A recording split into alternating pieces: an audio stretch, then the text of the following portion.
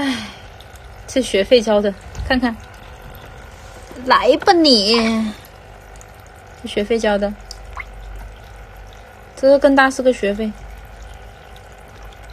这个还勉强啊，可以往姐姐们奋斗一下。来，学费刚，这大白唇，哎，拜拜了您嘞，换缸了。来，看看我的国产猴面啊！去年春节买的，399块，尬剧。奇了怪了，养了1年了，感觉一点都没长大。我瞬间冒出了一个奇怪的想法，难道说我这只就是传说中的小种猴面？哟，那真是这样，那不是赚疯了呀！最近啊，小包一直在看关于猴面蛋龟的内容，因为有不少的龟友都掉进坑里去了嘛。希望我能谈谈对这个龟的看法，教教大家怎么鉴别进口红面。要命了，这个难题啊倒是问到我了。即便是在生物学领域里啊，都没有一个专家能够分辨一个生物的血统来源。我一个养龟玩家又何德何能可以说清楚这个问题呢？不过小豹很欣慰啊，有这么多人如此的信任我，但是也很懵逼啊，因为小豹逛了一圈红面市场，把我给整懵了。懵逼的不是混乱的市场环境，而是竟然有这么多人伸着脖子让奸商看，还是洗得干干净净的脖子。我突然想到了一位名人讲过的话，看到龟友们盲目崇拜的眼神，就知道一定被骗了。小豹决定用笔尖唤醒龟友们，起来，同奸商们英勇斗争吧。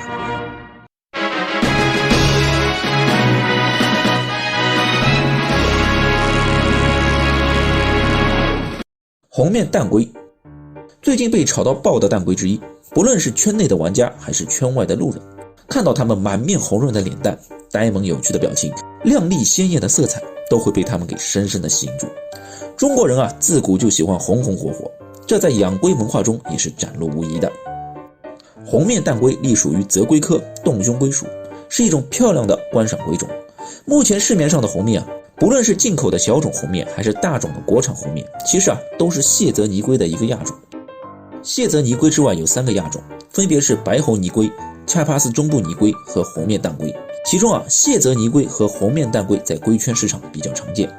由于红面蛋龟啊产自中南美洲，气候温和，温差较小，因此红面并不耐寒，它们的适宜温度啊在20到30度，因此饲养红面的朋友们是需要加温设备的。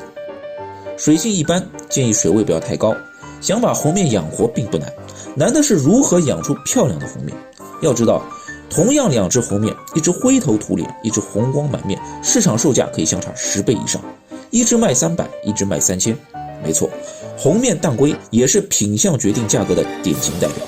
如此巨大的价格差异，让无数商家和投机者盯上了这块肥肉。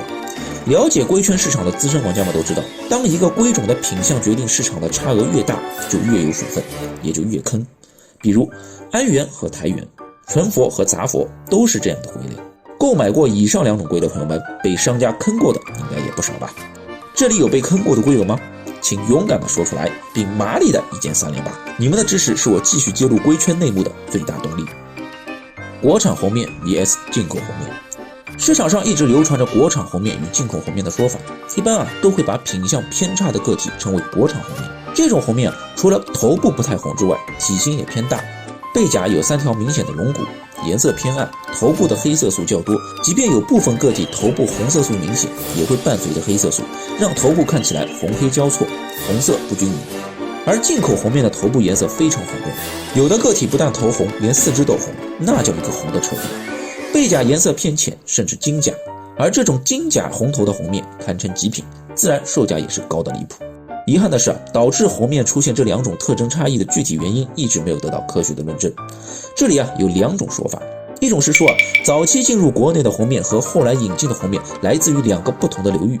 早期的那批红面颜色更艳丽，体型更小，这批红面的后代就是如今的进口红面。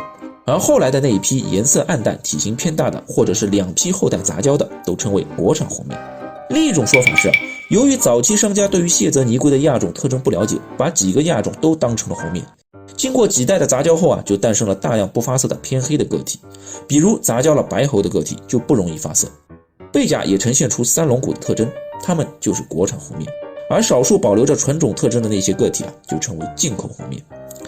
不管以上两种说法是不是真的，所谓的进口和国产之说仅仅只是一种通俗的喊法，没有任何科学论证，说白了就是个品相决定论下的产物。所以商家要是拿个小苗子告诉你这个是进口的原种的后代，你就要留个心眼了，不然的话很有可能，看清楚是很有可能你就会发现1000多块钱的进口红面最后养成了200-300块钱的国产货。特别是进口红面苗在商家的一顿鼓吹和套路下痛宰了多少龟友，身边也有不少花了1-2千块买的所谓的进口红面苗，养到后面变成了个国产货。这些所谓的进口红面苗到底有多坑？怎么选购进口红面？购买这种龟的风险有多大？相信这些问题一直困扰着龟友们。由于篇幅受限小包会在下一期重点谈谈我对购买红面的看法，还请各位朋友们敬请期待。我是小包，我们下期再见啦。